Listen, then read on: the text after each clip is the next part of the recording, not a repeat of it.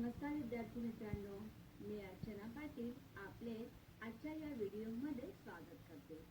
आज आपल्याला इयत्ता 6वी विषय मराठी पाठ क्रमांक 4 माहिती घेऊया या पाठाचा अभ्यास करायचा आहे। बच्चों, आज हमें कक्षा 6 विषय मराठी पाठ क्रमांक 4 माहिती घेऊया इस पाठ का अध्ययन करना है। मित्रांनो, आपल्या देशामध्ये अनेक शास्त्रज्ञ होऊन गेले, जसे डॉक्टर रघुनाथ माशेलकर, होमी बाबा, जयंत नारळीकर, डॉक्टर APJ अब्दुल कलाम यासारखे अनेक शास्त्रज्ञ आपल्या देशामध्ये होऊन गेले। त्याच प्रकारे डॉक्टर वसंत गोवारीकर हे सुद्धा भारतातील सुप्रसिद्ध असे शास्त्रज्ञ आहेत। मग आज आपल्याला त्यांच्याच जीवनाविषयी माहिती घेऊया हा पाठ अभ्यासायचा आहे। या पाठामध्ये त्यांनी केलेले संशोधन दिलेले आहे। मग आपण माहिती घेऊया हा पाठ अभ्यासूया। मी या पाठाचे वाचन करते, सर्वांनी लक्ष द्यायचे आहे। पाठ क्रमांक 4 माहिती घेऊया। पाऊस केव्हा पडेल, किती पडेल याची देशभर चिंता असते। ही चिंता दूर करण्यासाठी ज्या संशोधकाने मान्सूनच्या अंदाजाची नवी पद्धत शोधून काढली त्याचे नाव डॉक्टर वसंत गोवारीकर। डॉक्टर वसंत गोवारीकरांचा जन्म 25 मार्च 1933 रोजी पुण्यात झाला। शाळेत असताना त्यांना नवनव्या कल्पना सुचायच्या। एकदा त्यांना वाटले आपण मोटार बनवावी। अवघे 13 वर्षाचे असताना डॉक्टर गोवारीकर यांनी थेट अमेरिकेतील हेनरी फोर्डला पत्र लिहून आपली इच्छा कळवली। हेनरी फोर्डला मराठी कळणार नाही म्हणून त्यांनी मित्राची मदत घेऊन मराठीत लिहिलेल्या पत्राचे इंग्रजी भाषांतर केले। हेनरी फोर्डने डॉक्टर गोवारीकर यांच्या पत्राची दखल घेऊन उत्तरही पाठवले। त्यासोबत काही पुस्तकेही पाठवली।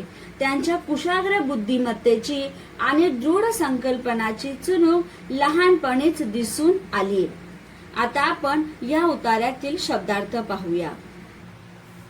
मान्सून पावसाळा, अवघे फक्त, थेट सरळ। हेनरी फोर्ड अमेरिकेतील फोर्ड मोटार कंपनीचे संस्थापक। कुशाग्र, तल्लख, दृढ, ठाम, चुणूक, झलक, संकल्प, भविष्यकालीन निश्चय। तर मित्रांनो, जून महिन्याच्या जवळपास पावसाळा सुरू होतो। आता हा पाऊस किती पडेल, किती प्रमाणात पडेल याची देशभरातील संपूर्ण व्यक्तींना चिंता असते, काळजी असते, कारण पाण्यावरच आपले जीवन निर्भर असते। या पावसाच्या पाण्यावर शेतकरी आपली शेती करत असतो। मग त्यासाठी ही चिंता दूर करण्यासाठी ज्या संशोधकाने मान्सूनच्या अंदाजाची नवीन पद्धत शोधून काढली त्यांचे नाव डॉक्टर वसंत गोवारीकर। येथे आपल्याला हे जे चित्र दिसत आहे ते डॉक्टर वसंत गोवारीकर यांचे चित्र आहे।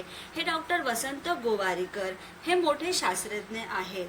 आता या डॉक्टर वसंत गोवारीकरांनी मान्सूनच्या म्हणजेच पावसाळ्याच्या अंदाजाची त्यांनी नवीन पद्धत शोधून काढली।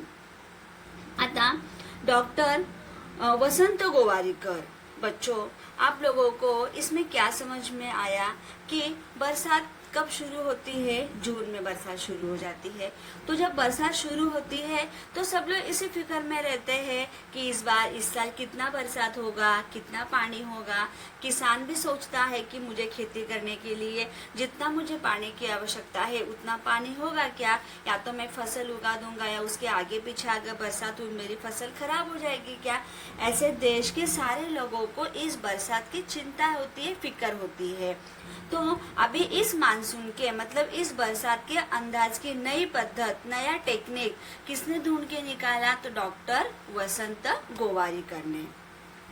अब आगे हम लोग देखते हैं डॉक्टर वसंत गोवारीकरांचा जन्म 25 मार्च 1933 रोजी पुण्यात झाला. आता यांचा जन्म 25 मार्च 1933 रोजी पुण्यामध्ये झाला. आता शाळेत असताना त्यांना नवनव्या कल्पना सुचायच्या. आता जसे तुम्हाला शाळेमध्ये असताना तुम्हीही नवीन नवीन कल्पना करतात, जसेच आपल्या शाळेमध्ये सायन्स एक्झिबिशन असते तेव्हा तुम्ही सुद्धा काय करतात, आपल्या कल्पनाने नवीन नवीन प्रोजेक्ट तयार करतात. नवीन नवीन आपल्या शाळेमध्ये जेव्हा गेम लावायचे असतात सायन्स एक्झिबिशनमध्ये, तेव्हा तुम्ही नवीन नवीन कल्पना करून नवीन नवीन गेम बनवतात आणि ते गेम लावतात. मग ज्या प्रकारे तुम्हालाही नवीन नवीन कल्पना सुचतात, तसेच जेव्हा हे वसंत गोवारीकर शाळेत जायचे तेव्हा त्यांना सुद्धा नवीन नवीन कल्पना सुचायच्या. आता त्यांना काय कल्पना सुचली होती, त्यांना एकदा काय वाटले होते की आपण मोटार बनवावी. त्यांच्या मनामध्ये एकदा कल्पना आली की आपण काय केले पाहिजे, मोटार बनवली पाहिजे. आणि तेव्हा ते किती वर्षाचे होते, तेव्हा ते फक्त 13 वर्षाचे होते. अवघे 13 वर्षाचे असताना डॉक्टर गोवारीकर यांनी थेट अमेरिकेतील हेनरी फोर्डला पत्र लिहून आपली इच्छा कळवली. आता जेव्हा त्यांना असे वाटले की आपण मोटार बनवली पाहिजे, तेव्हा ते 13 वर्षाचे होते. मग त्यांनी काय केले, त्यांच्या मनामध्ये जी कल्पना आली ती कल्पना त्यांनी डायरेक्ट अमेरिकेतील हेनरी फोर्डला आपली ती कल्पना कळवली. आता त्यांनी ती कल्पना कशी कळवली, त्यांनी ती कल्पना पत्राच्या द्वारे कळवली. आता त्यांना माहिती होते की हेनरी फोर्डला हे मराठी कळणार नाही, म्हणून त्यांनी काय केले, आपल्या मित्राची मदत घेतली आणि मित्राची मदत घेऊन त्यांनी ह्या पत्राचे मराठीमध्ये भाषांतर केले. मग आता हे हेनरी फोर्ड कोण, तर हे हेनरी फोर्ड अमेरिकेतील फोर्ड मोटार कंपनीचे हे संस्थापक आहेत. आता यांनी काय केले होते, मध्यमवर्गीय लोकांना परवडणारे असे पहिले वाहन त्यांनी अमेरिकेमध्ये विकसित केले होते. आता त्यांनी मॉडेल टी नावाची कार त्यांनी विकसित केली. आता हे फोर्ड कंपनीचे मालक म्हणून जगातील सर्वात श्रीमंत आणि प्रसिद्ध व्यक्तींपैकी हे एक होते. मग अशाच हेनरी फोर्डला डॉक्टर वसंत गोवारीकर यांनी पत्र पाठवले होते. आता वसंत गोवारीकरांनी त्यांना जे पत्र पाठवले ते हेनरी फोर्डला जेव्हा ते पत्र मिळाले, त्यांनी लगेच त्या पत्राची दखल घेऊन उत्तर पाठवले. म्हणजेच त्यांनी त्वरित ते पत्र वाचले आणि त्याचे उत्तर पाठवले. आणि त्यासोबत त्यांनी काय केले, वसंत गोवारीकर यांना काही पुस्तकेही पाठवली. पुढे ते सांगत आहे की त्यांच्या कुशाग्र बुद्धिमत्तेची. आता कुशाग्र बुद्धिमत्ता म्हणजे काय, कुशाग्र म्हणजे काय, तल्लख बुद्धी, हुशार बुद्धी. त्यांची बुद्धी कशी होती, अतिशय हुशार होती. आणि ते दृढ संकल्पनांची चुणूक. आता दृढ संकल्प याचा अर्थ होतो म्हणजे ठाम निश्चय घेणे, ठाम असा भविष्यकालीन निश्चय घेणे. मग त्यांनी असा ठाम असे निश्चय घेत होते. ते त्यांची ती चुणूक, ती झलक त्यांची लहानपणी दिसून आली होती. बच्चों, हमने इस परिच्छेद में क्या पढ़ा है कि डॉक्टर वसंत गोवारीकर का जन्म 25 मार्च 1933 में पुणे में हुआ था. जब वो स्कूल जाते थे तभी उनके मन में नए नए कल्पनाएं, नए नए विचार आते थे. अब उनके मन में एक बार क्या कल्पना आती है कि मुझे मोटार बनाना चाहिए, ऐसे उनके मन में कल्पना आती है. तब वो कितने साल के थे, तब वो सिर्फ 13 साल के थे. तो उन्होंने क्या किए, उनके मन में जो कल्पना आई वो कल्पना उन्होंने अमेरिका के हेनरी फोर्ड इस वैज्ञानिक को उन्होंने क्या किए, वो उनके मन में जो विचार आया वो विचार उन्होंने पत्र के माध्यम से अमेरिका में हेनरी फोर्ड को उन्होंने पत्र के माध्यम से बताया.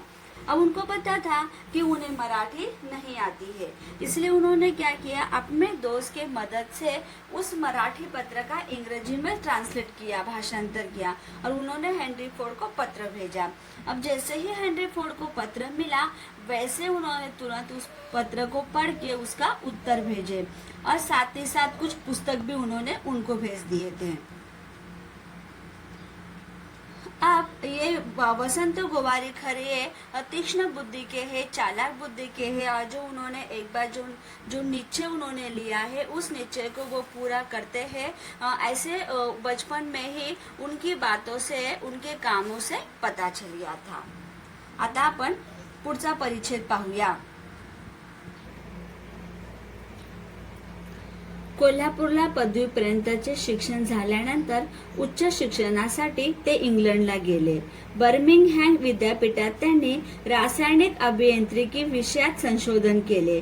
पुढे इंग्लंडच्या ऊर्जा संशोधन केंद्रात संशोधक म्हणून त्यांनी काम केले. विक्रम साराभाई यांच्या आग्रहामुळे 1967 साली ते भारताच्या अवकाश संशोधन केंद्रात रुजू झाले. घन पदार्थातील ऊर्जा या विषयाच्या संशोधनासाठी त्यांच्या पुढाकाराने नवा प्रकल्प सुरू करण्यात आला. भारताच्या विज्ञान क्षेत्रात त्यांनी केलेली कामगिरी फार मोठी आहे. अग्निबाणाच्या मोटारीकरिता घन इंधन बनवण्याचे तंत्र त्यांनी विकसित केले. आता आपण या उतार्यातील शब्दार्थ पाहूया. बर्मिंगहॅम विद्यापीठ इंग्लंडमधील एक नामवंत संशोधन विद्यापीठ. ऊर्जा, शक्ती, संशोधन, शोध. विक्रम साराभाई, भारतीय अणु संशोधक. अवकाश, आकाश. घन पदार्थ, भरीव पदार्थ वा वस्तू. प्रकल्प, नियोजनबद्ध उपक्रम. इंधन, ज्वलनशील पदार्थ. तंत्र, नियमबद्ध पद्धत. अग्निबाण, रॉकेट.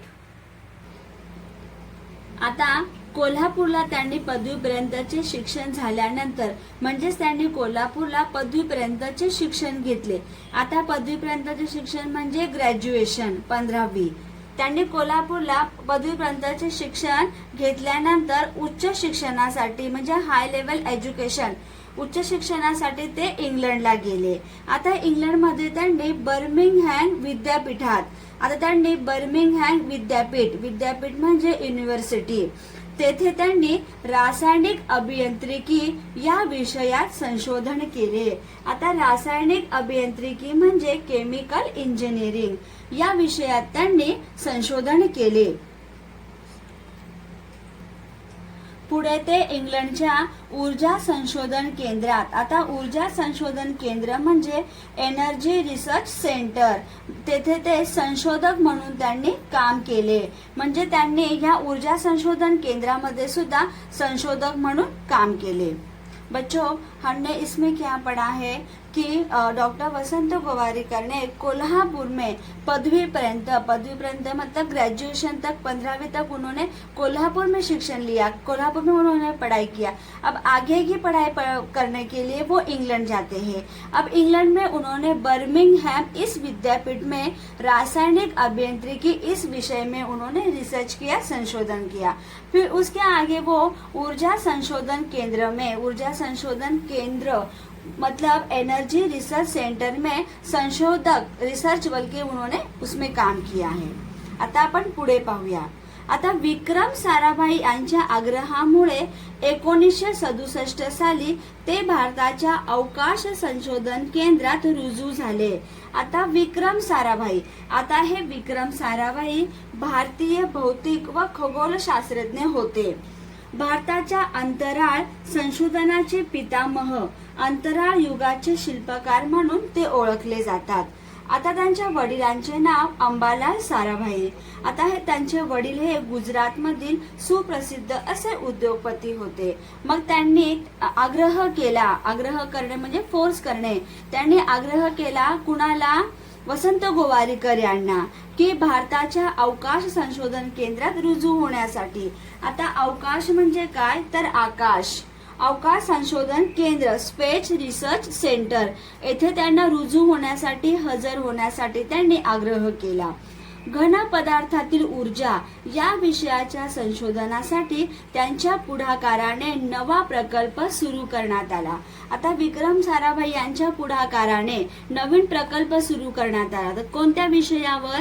तर घन पदार्थातील ऊर्जा या विषयावर एक नवीन प्रकल्प सुरू करण्यात आला. म्हणजे यांचा त्याच्यामध्ये मुख्य सहभाग होता, मुख्य पुढाकार होता. कोणत्या विषयाच्या संशोधनासाठी? तर घन पदार्थातील ऊर्जा या विषयाच्या संशोधनासाठी म्हणजे जे भरीव पदार्थ असतात त्या विषयाच्या संशोधनामध्ये. भारताच्या विज्ञान क्षेत्रात त्यांनी केलेली कामगिरी फार मोठी आहे. आता विक्रम साराभाईंबरोबरच त्यांनी येथे या अवकाश संशोधन केंद्रात त्यांनी काम केले. त्याचबरोबर त्यांची जी कामगिरी आहे वसंत गोवारीकर यांची, ही भारताच्या विज्ञान क्षेत्रामध्ये मोठी कामगिरी आहे. अग्निबाणाच्या मोटारीकरिता घन इंधन बनवण्याचे तंत्र त्यांनी विकसित केले. आता अग्निबाण म्हणजेच काय तर रॉकेट. आता रॉकेटच्या मोटारीकरिता जसे मोटार गाडी असते आपली, त्यामध्ये पेट्रोल डिझेल लागते, तसेच या अग्निबाणासाठी घन इंधन बनवण्याचे तंत्र यांनी विकसित केलेले आहे. बच्चों, हमने इस परिच्छेद में क्या पढ़ा कि विक्रम साराभाई की जीत करने के कारण 1967 में वसंत गोवारीकर ने अवकाश संशोधन केंद्र ज्वाइन किया. साथ ही साथ मतलब उसमें उन्होंने काम करना शुरू किया. साथ ही साथ उनके पुढाकार के कारण मतलब उनके सहभाग के कारण एक नया प्रकल्प भी शुरू करने में मदद हुई. तो कौन सा नया प्रकल्प उन लोगों ने शुरू किया था? तो घन पदार्थातील ऊर्जा, इस विषय के संशोधन में एक नया प्रकल्प शुरू किया. और उनकी जो कामगिरी है वो भारतीय विज्ञान क्षेत्र में उनकी कामगिरी ज्यादा है. अब अग्निबाण का मोटारीकरिता जो ईंधन चाहिए था, उस ईंधन का मतलब ईंधन बनवण्याचे तंत्र उन्होंने विकसित किया था. अशा प्रकारे आपण माहिती घेऊया. हा पाठ अभ्यासला. आता आपण या पाठाचा स्वाध्याय पाहूया.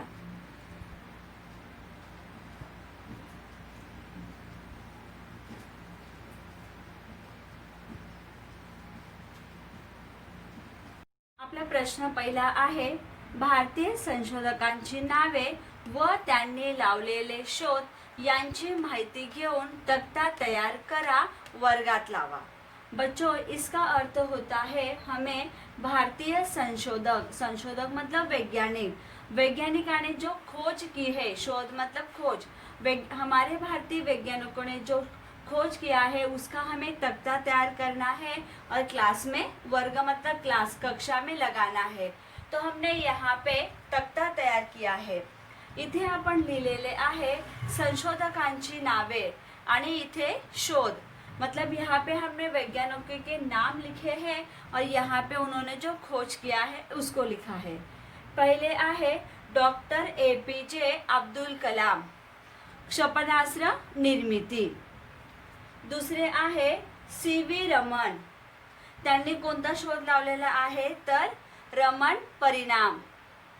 तिसरे आहे विक्रम साराभाई, आता भारताच्या अंतराळ संशोधनाचे पितामह म्हणून ते ओळखले जातात.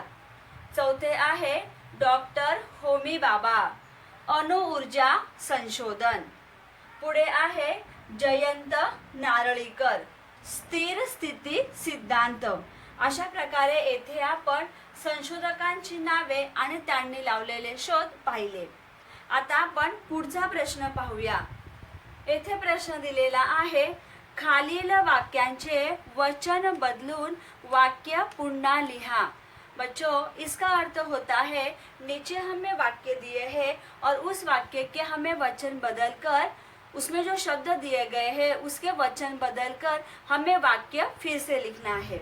येथे आपल्याला उदाहरण दिलेले आहे, भिंत कोसळली. आता मित्रांनो, याच्या अगोदर आपण वचनाचे प्रकार, वचन म्हणजे काय याचा अभ्यास केलेला आहे. वचन म्हणजे काय तर नामाच्या रूपावरून वस्तू एक आहेत की अनेक आहेत हे ज्यावरून कळते त्याला वचन असे म्हणतात. वचनाचे आपण दोन प्रकार सुद्धा अभ्यासले होते, एक वचन, दुसरे अनेक वचन. एका वचनामध्ये एक वस्तूचा किंवा एक संख्येचा बोध होतो आणि अनेक वचनामध्ये दोन वस्तू किंवा दोनपेक्षा अधिक वस्तूंचा किंवा संख्येचा बोध होतो. मग येथे आपल्याला उदाहरण दिलेले आहे, भिंत कोसळली. आता भिंत हे एक वचन आहे, कोसळली हे सुद्धा एक वचन आहे. आता भिंत याचे अनेक वचन होतात भिंती, कोसळली याचे अनेक वचन कोसळल्या.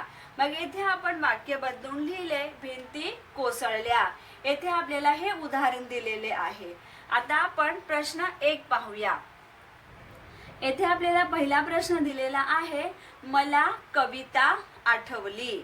आता आपण येथे वचन बदलले. आता आठवलीचं होते आठवल्या, म्हणजे आठवली हे एक वचन आहे, त्याचे अनेक वचन होते आठवल्या. मग आपले वाक्य तयार होते, मला कविता आठवल्या. दुसरे आहे, त्याने खुर्ची ठेवली. आता येथे खुर्ची, खुर्ची हे एक वचन आहे, त्याचे अनेक वचन होते खुर्च्या.